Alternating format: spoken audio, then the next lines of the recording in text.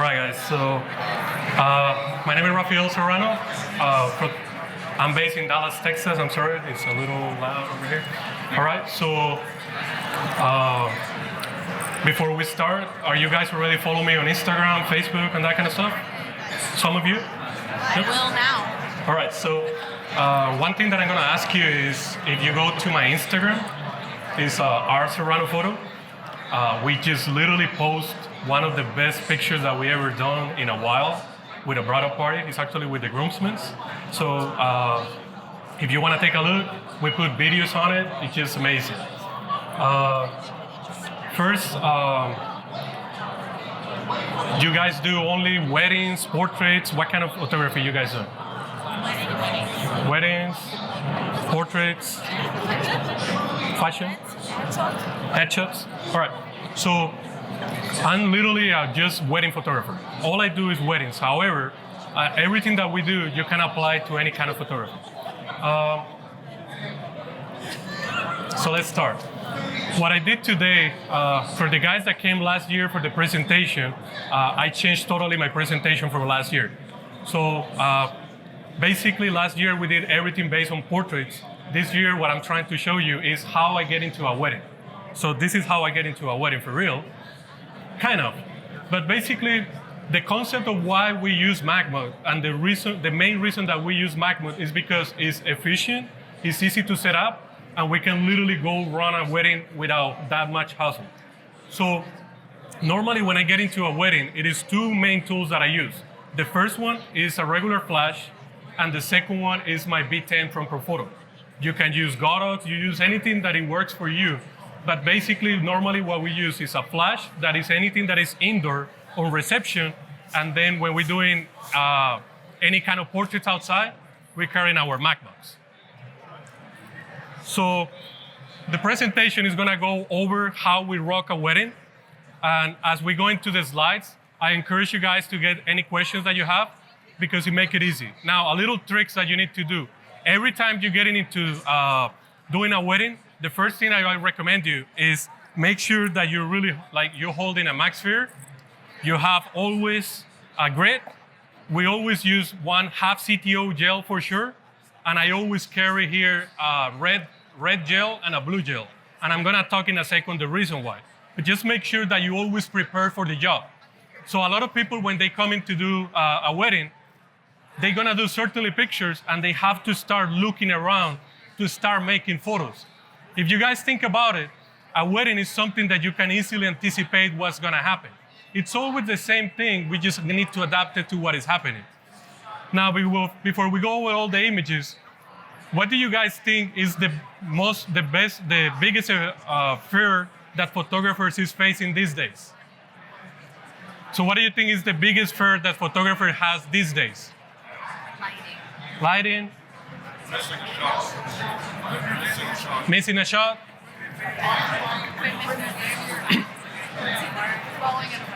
So we're calling a lot of different things that it can make a photographer fear, but I'm gonna tell you something. The biggest fear that a photographer needs to have these days is you. You know why? Because a lot of people, they don't mind to be average, and that's the reason we call our group, we're gonna be epic. That's the thing. Be epic is basically defined by me by three things. First one is your style of photography. The second one is the experience that you provide to your clients. That's one thing that people miss it. It is not just about to create this good photo. It is about how that client is gonna remember how that photo was created. And the last one, guys, is start charging accordingly for the work that you give to your clients.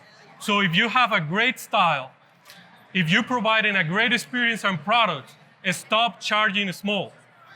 When you do great work and you're charging what you're supposed to charge, basically you are the best photographer in, where are you at? Tucson, Arizona. Tucson. This is the best photographer in Tucson. Oh, come on. California. Come on, Chelsea. Yeah!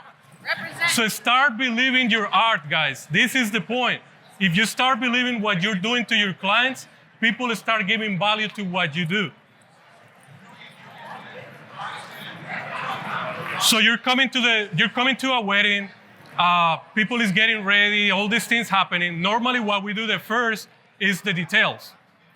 Now, one thing that you need to put in your mind, when I'm doing a great photo of rings, of shoes, this is not a photo that my client is planning to put big in their house. However, something that you need to understand is this photo is gonna define how your client is gonna treat you for the whole day. You have to create a picture that screams, this is the best photographer I could get. Because if you gain that coincidence and you tell them in the rest of the day, hey, jump, hey, do this, I'm gonna throw water on you, I'm gonna do this to you, they're gonna do it because they believe in your art. So as you look over here, we got a nice light, we got a red gel in the back, we got over here some full CTO together. So you got the whole setup, and then boom. So when you get your clients, the first shot that you show to your client is that one, like it or not, it is impressive. Just because the fact that your clients is looking the environment and is not look nearly to what you create for them. And that's the key when people start paying you more than normal. So as you're looking over here, we got the settings on the picture. So one thing that you have to start understanding about gels, every time that you gel it, color-wise, the first thing that you're gonna do, you're gonna put your shutter speed at 200 of a second. Why you need to do that? Someone teach me before. So the reality is I know that that's the speed where the color is showing the most on your pictures. Now, the second thing that you're looking at is what f-stop and the ISO is the third part that is gonna be figured out by the exposure. Now, in this case, since I put the glasses in front of the rings, I was trying to get some depth of field on the picture. So that's the reason that we choose 2.8. Now, I use the Canon R, so I do mirrorless. Guys, take advantage of being able to use mirrorless. Why? Because you're looking at the camera pretty much how the picture is about to look, and it's just about to add in stuff that is gonna enhance the picture. So don't overcomplicate the pictures. That's one of the things. Now, second one is start creating a routine that you, basically, when you're doing the rings, you don't have to change everything that you're doing, but you need to start getting into the routine where you know that, okay, if I put a flash here with a red, if I put a flash here with a blue, and if I do the right exposure, I just need to measure one and the other, and I'm getting an image that my client's gonna love. Questions on that one? Any questions? We're good? Light up the ring. Is that just I'm sorry? light up the ring? That's just no gels on it. So the question is how we light up the ring on this one. So as you look at in the video, the ring was light up by the ice light. So the reason I did it that way is because I can easily anticipate the result of the picture in my camera. And then I just need to figure out the colors on the picture. You could do it with a grid and a flash, but it takes a little extra step to get the exposure on the ring first. But you can definitely do it with a flash. Was it consistent light like on the ring? Yes. So it was a constant light on the ring, basically. So you finish with your ring. What is the next thing you guys doing in a wedding? The girl's getting ready, you know, all that stuff. So again, don't overcomplicate what is already easy to make. If you come into a place and you have a good window light, don't fight it. Enhance your photos. This is the key, because it's not just about to create great images, it's also about to create a lot of great images.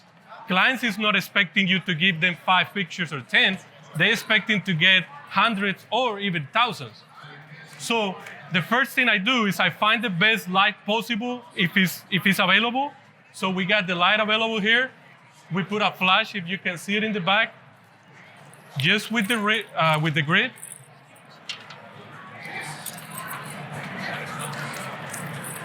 That's over here. Now, the little trick when you're doing the hairspray shot that sometimes people missing is if I'm doing it here and I put the bright over here, this surface is bright for the picture. So it's not really gonna show up the colors or the spray in the picture. But if I move a little bit over here, I have black in the background, and it actually pop up.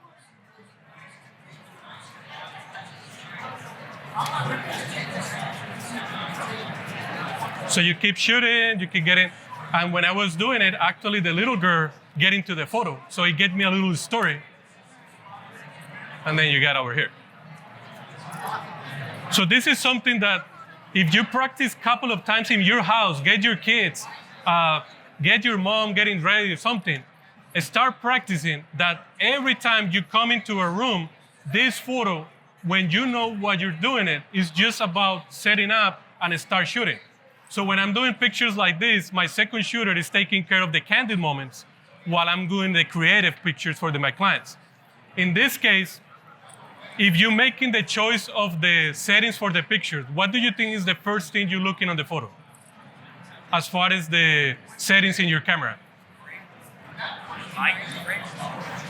The first thing you're looking in your camera is the shutter speed.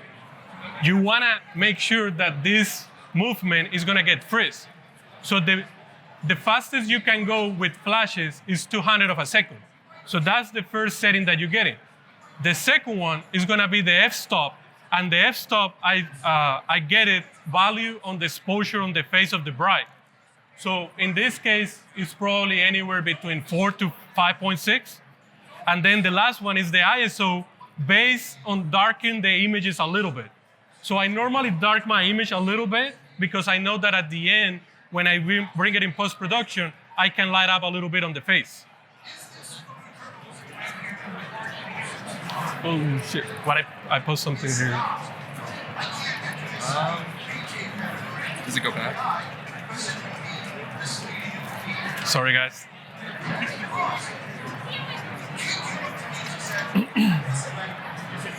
I put a, all right. The bride is ready. We have to get some bridal portraits, right? So normally you come into a wedding, you get your cute bridal portraits, looking at the camera and all this stuff. But that's not the reason people pay me for doing their wedding. They pay me for get the experience and get the images that they're different. So we got into this venue. It's nothing really exciting, but as you're looking on the video, I saw this pattern on the walls.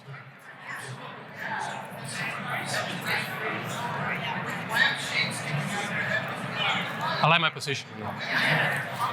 But every time you see any opportunities on the walls, use them. So in this case, it's not a lot of things that you could do, but what we did is we put the Mac box. It gives me a lot of light for the scene, so I get all the patterns.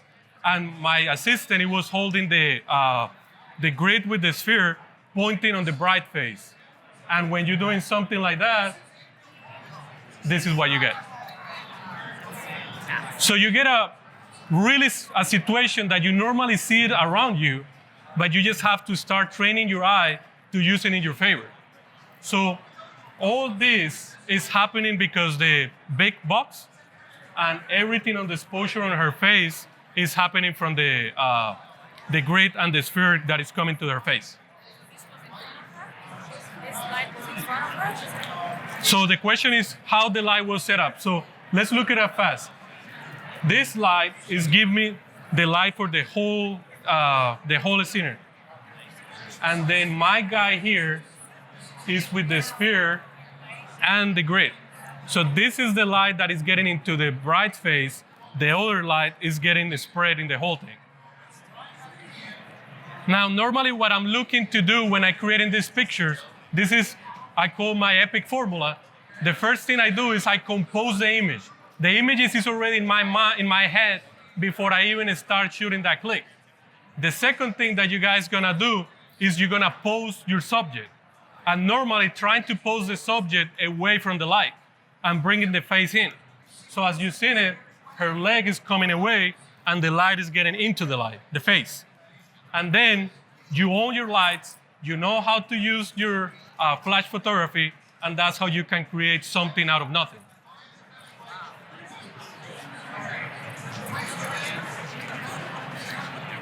Then let's go with the guys.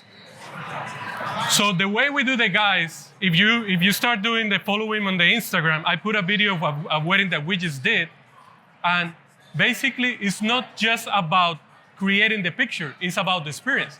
So that photo happened after maybe 5 minutes of, hey guys, have fun, take a selfie. So you just don't want to set up a picture with people just doing things like they are stiff and it's not working. You gotta provide that experience. So the little things that happen on this picture that it make different than normal, it was at the end after I took the picture and everything, my wife say, what about if you take the jacket and the shoes off of the groom? After we did that, the whole attention goes to him. Now, that photo, if you look the videos that sometimes I put, this thing is always going in my flash. It doesn't mean that it's working. But what I do with this is, if for any situation something is happening right in front of me without I can anticipate it, this is the flash that is gonna save my life. Like, I know the setup that I'm doing here, but what about if mom and grandma start crying here? Do I'm gonna tell them, hey, wait for me, cry again in 10 minutes. I got this ready, and I got great proper light that is still showing my client emotions. So in this case, this light is giving me the feel for the whole room, and then I have another light kicking the top of the ceiling that is getting the direction. Questions on this one? The question is if this goes on my camera, and the answer is yes.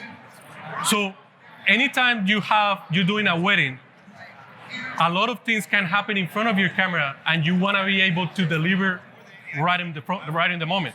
So when you have this in your camera, you are available to get great light with a good source of light in front of the client. It's not the best option, but it's something that is going to save you if something happens right in front of you. Yes, sir. Do you keep the grid under there? No, not grid. Oh, okay. I'm sorry. It's just like. Okay.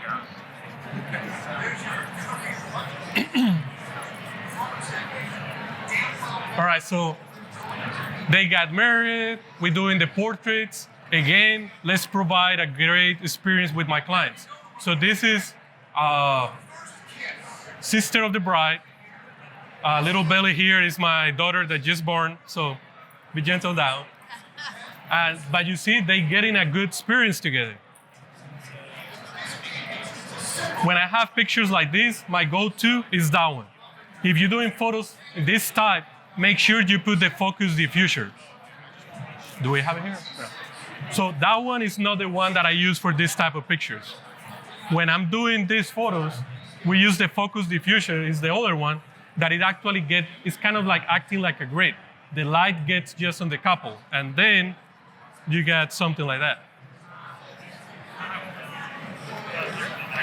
In this one, did you see the movement on the veil? That happened because the shutter speed that we choose for the picture.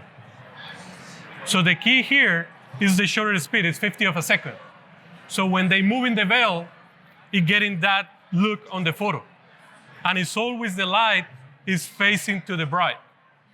I like to have my grooms with a little darkness, so it feels mysterious or dramatic. But of course, girls always have to be light up. Questions on that one? Good. So you expose for the sunlight first, then you put the light in? Or how do you put it? So the question is, how do we expose for pictures like this? And the answer is, with the time, it's so easy that you will be surprised how easy it is to create this picture.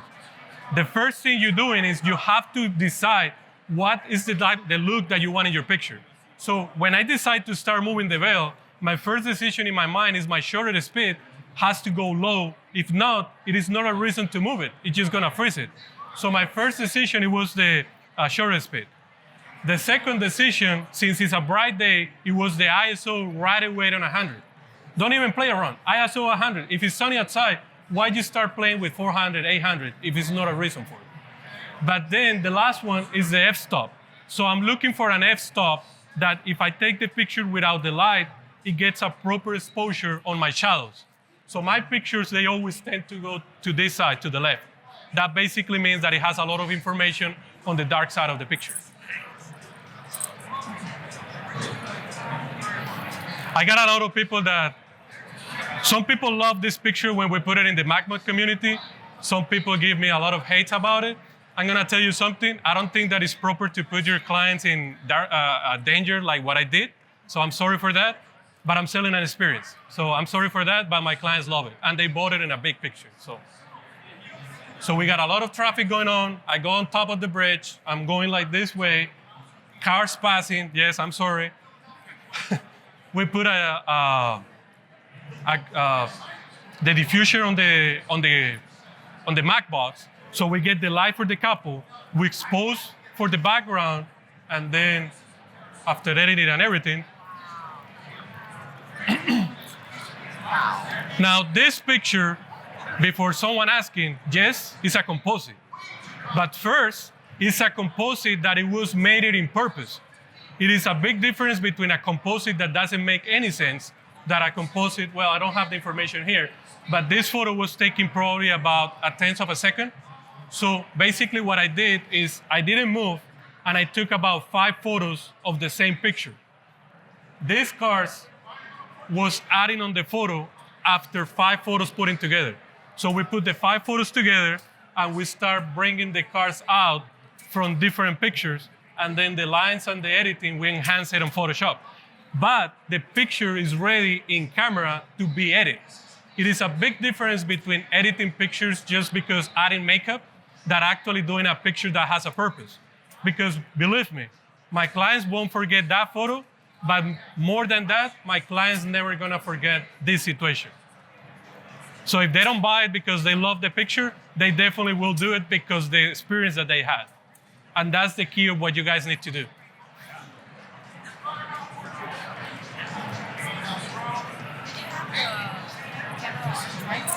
I'm sorry? Do you have the camera? No, so the question is if the camera was in tripod. When you're using flash, the flash will freeze whatever is hitting. So as long as, like, you can move a little bit, but you just have to be pretty steady. So I'm literally like on top of the bridge, it's probably like this, and the couple is over here. So I'm holding my camera, I know what, like the look that I'm looking for, and I just basically tell the couple, don't move, give me maybe about 10 seconds. And I did 1, 2, 3, 4, 5, 6. I went home, I put it all together, and I start bringing the cars on the picture. This one, guys, we saw a lot of reflections and great opportunities. We have a glass here, we got a glass here, we have a mirror here, and we got the groom, well, he having fun over here. We got a flash here, and a flash hitting the bride. 1, 2. Putting all that together, it gets you that. Now guys, what is the secret to create pictures with 2 lights? Don't mess with the 2 lights at the same time. That's the key. A lot of people's trying to set up this picture with 2 flashes, trying to get the photo on camera right with the first shot with the 2 flashes. What we did in this one is I took 3 photos, and by my 3rd photo, it was ready to go.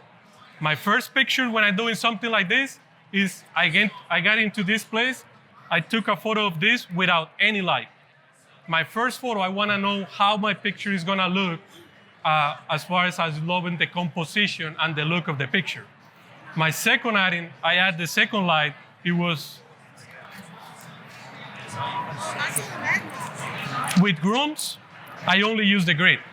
I want to get that masculine, dramatic look on the pictures.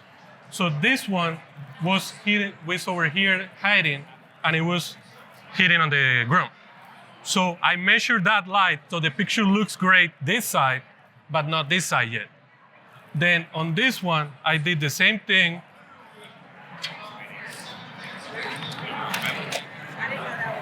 But we put it on her. So now I have side A, side B, composition is good, getting the experience. Hey guys, had a great time. How is everything doing? We're gonna get a photo for competition. I always try to get my clients the excitement of a picture going to competition. So trying to do that with your clients, and they're gonna love it because normally people like to be published and they like to be popular. This is the generation that we live. And that's what we got for the clients. The ISO was on 2500. It was a dark situation. We put f6.3. The reason on the 6.3, I want to get a focus on everything in the picture. So if I put like, let's say 2.8, I'm gonna get focus on him, but not on her. Questions on that one? That was too big. No, it is, so the question if it was two pictures. It is one picture that it was created by 3 different clicks. The first click is just the scene. The second click was the groom. The third click was the bride. Okay, so 4 clicks. And the fourth click, it was the end result. But everything on camera. What was your flash power? So the question is on the flash power. If I'm using normally this kind of setup and the light is so close, I probably start anywhere between an 8, a quarter is too much, probably 64 or 32. And one little trick before I forget, if I have the groom light ready to go with this, and let's say it was a 32 fraction of the power, if I'm doing the bride, I don't have to really think about it. Because when I'm adding this, I'm taking a stop away of light. So literally, if I'm putting this on it, I have to go probably on 64, and the light is gonna be right ready to go. Not 64, on 16, I'm sorry. Can you just elaborate a little bit? Was there like individual focus points for each picture? Excuse me? Can you elaborate a little bit on the focus points for each individual picture? Did you switch focus points? No. So the question is if we switch focus points.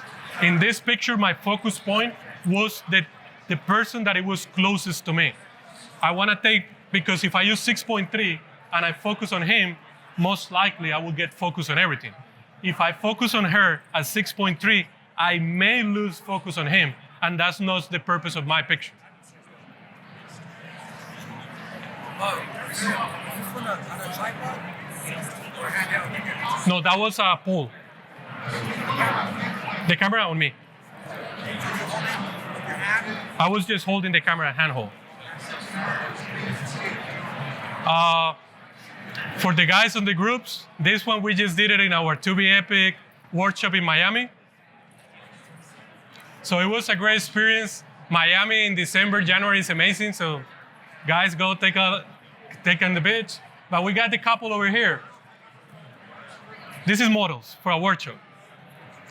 We got the bell happening. When I look that, I have a really, really harsh sun on top of my face. So my first shot, it was taking a picture where everything looks great, and that sun, it gives me the starburst. And then we add the AD200, and boom. Did you use any gels? I'm sorry? Did you use any gel for this image? This one didn't use any gels. So this picture, it was literally a flash like this, but an AD200 with a sphere facing them over here. The flash in the picture, it was probably around here. And in Photoshop, we just took it and take it off. One flash. So this picture, it will impress your clients. It's really easy to do it.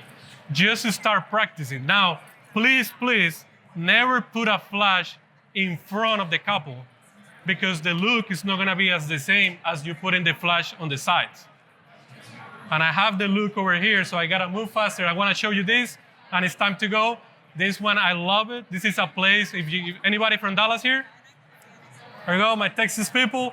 If you've been in this place, you know that something is really hard about it, is the amount of people that come to this place.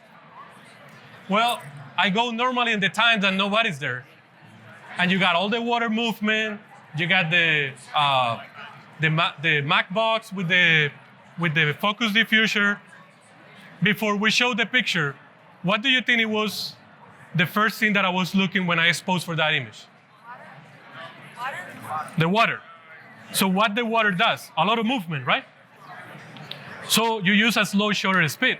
But as Jared's presentation was happening, I could get a great image without, my clients would get impressed without doing this. But what we did is we took the white balance, dropped to 2800 at the very end of the day, and then we add half CTO on the inside of the box. That's why this box is amazing. Be able to put a gel inside is just crazy. And that's how you get it. So your client already expecting something amazing from you. But I'm pretty sure that my client wasn't expecting that from me. And if we go again before my time to go, experience, right? Style, and charge accordingly, guys. Please start charging for your art the way you created for them. That's the key. And before I'm leaving, go fast over here. It's time for Justin. That was the end. Someone has to mess up the picture, as always, right? So thank you guys for coming in. This year, we are not available to do as many workshops as last year. So if you guys wanted to come, we're doing in Atlanta, July 14 to July 16. And actually now it's only 3 available. So if you guys want to come over, just send me a message on Instagram. Later today, if you follow me on Instagram and you were here, send me a message. I'm doing a big package of sponsors together, and I'm going to do a drawing for you guys that you were here with us today. Thank you. Love you. Thank you.